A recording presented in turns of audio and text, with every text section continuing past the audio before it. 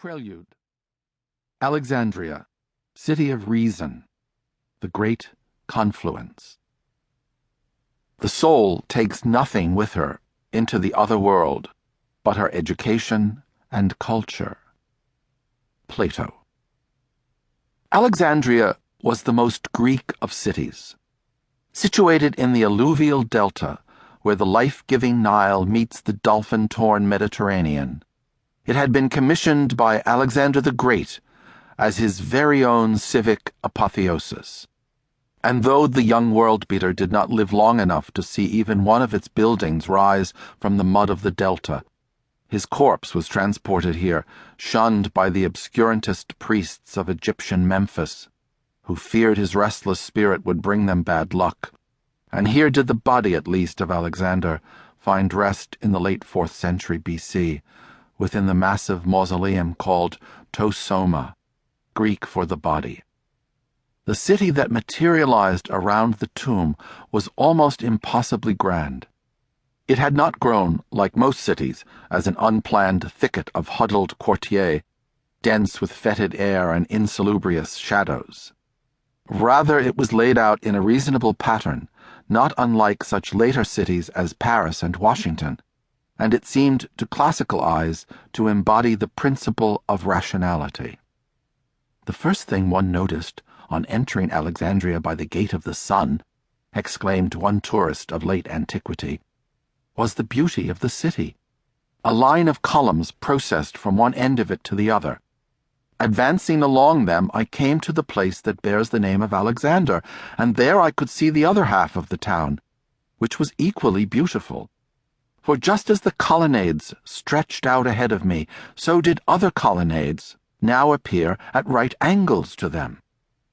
Grids, right angles, generously proportioned boulevards radiating from dignified monuments, punctuating colonnades at regular intervals, expansive, mathematical, open to the bright sun, and all assuring the ancient visitor that here at last he had reached the harbor of balance and tranquility, the architectural and social expression of logos, of thought itself.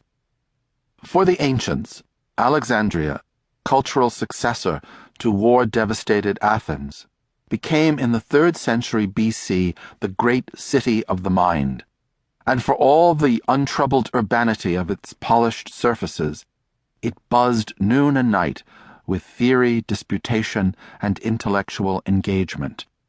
Its first ruler, Alexander's companion in arms, Ptolemy, Soter, or savior as he styled himself, had not particularly meant to create such a cerebral center.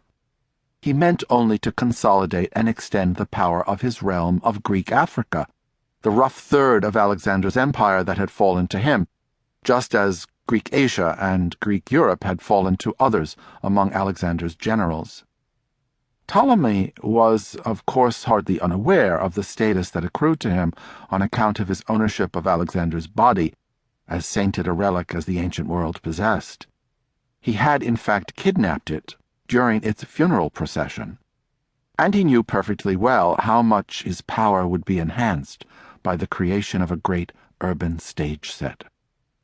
Ptolemy Soter founded the Museion, parent of all subsequent museums, nerve center of philosophy, mathematics, literature, and a dozen other scholarly pursuits.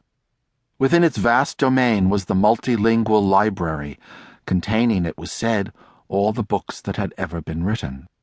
Among the varied enterprises housed in the Museion was a faculty of engineering that made possible the Pharos, the lighthouse, which stood in the harbor on a limestone island and was one of the 7 wonders of the world. It rose more than 400 feet into the sky, and its ground floor alone was divided into 300 separate workrooms and offices.